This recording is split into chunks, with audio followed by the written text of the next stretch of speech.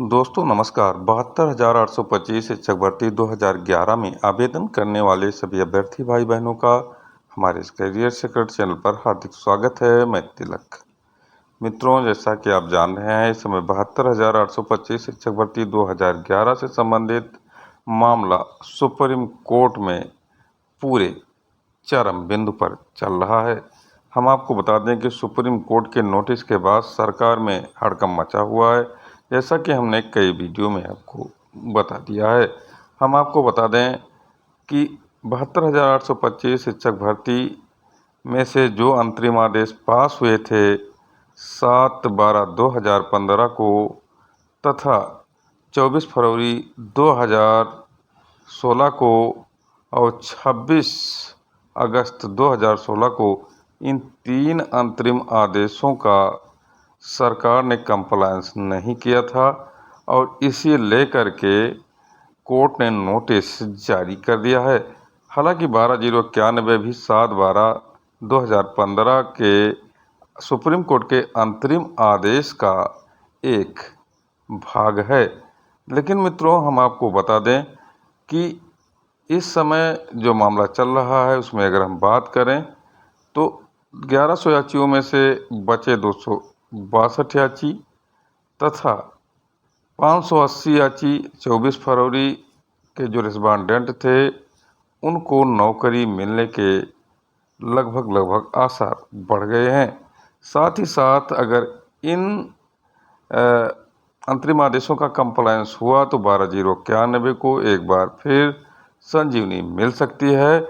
लेकिन चूंकि जो लड़ाई 261 और 580 याची 24 फरवरी के रेस्पोंडेंट लड़ रहे हैं, उससे अभी 12/091 अलग है, क्योंकि ये पहले ही अपनी लड़ाई लड़ करके अब अपने अगवाकारों के कारण अपना खेल ख़त्म कर चुका है। मित्रों, सारा डिटेल हम इस वीडियो में आपको बताएंगे।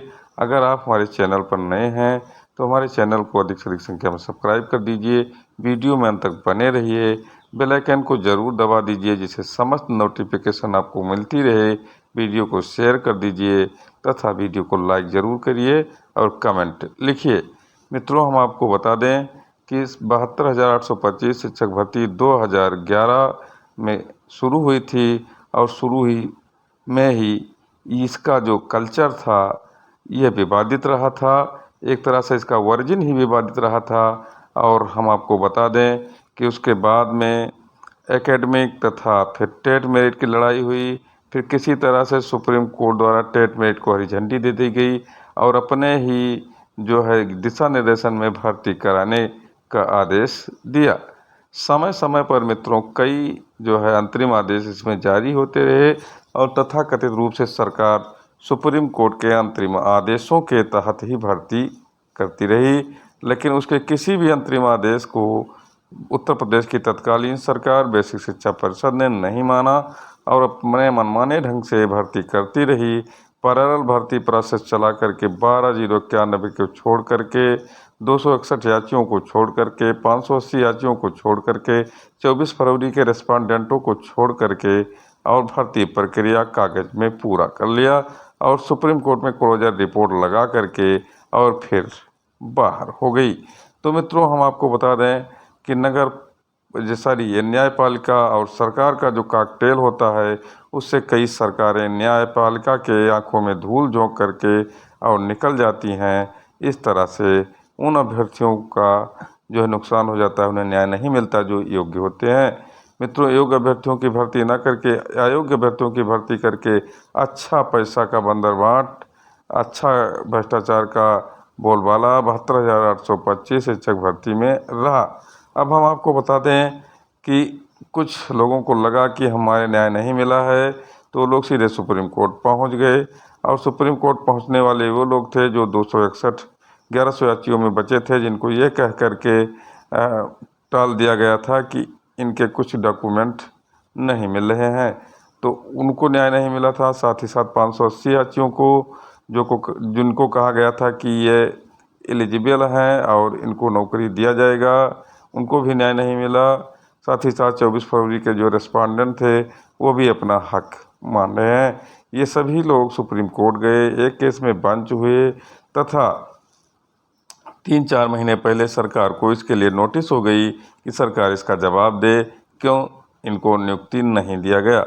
हम आपको बता दें, इसी पैरेलल प्रोसेस में 12/091 का भी केस चलता रहा मित्रों।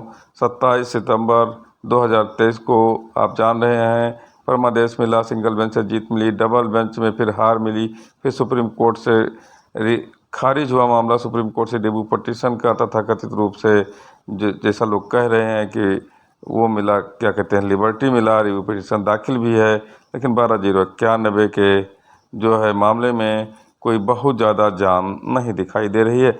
लेकिन इधर देखें तो 261 यात्रियों को अब नौकरी मिलने के आसार बढ़ गए हैं, क्योंकि सरकार में हड़कंप मचा हुआ है।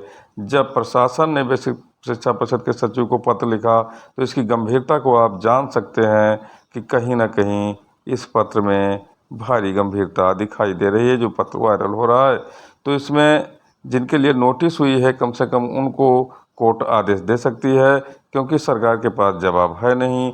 सरकार अपने एडवोकेट ऑन रिकॉर्ड से समय मांगने की तैयारी में है, जिससे अच्छे से जवाब दिया जा सके। मित्रों, अगर हम आपको बता दें कि 7/12/2015 के अंतरिम आदेश का कंप्लायंस होता है, तो उसी का पार्ट 12/091 है।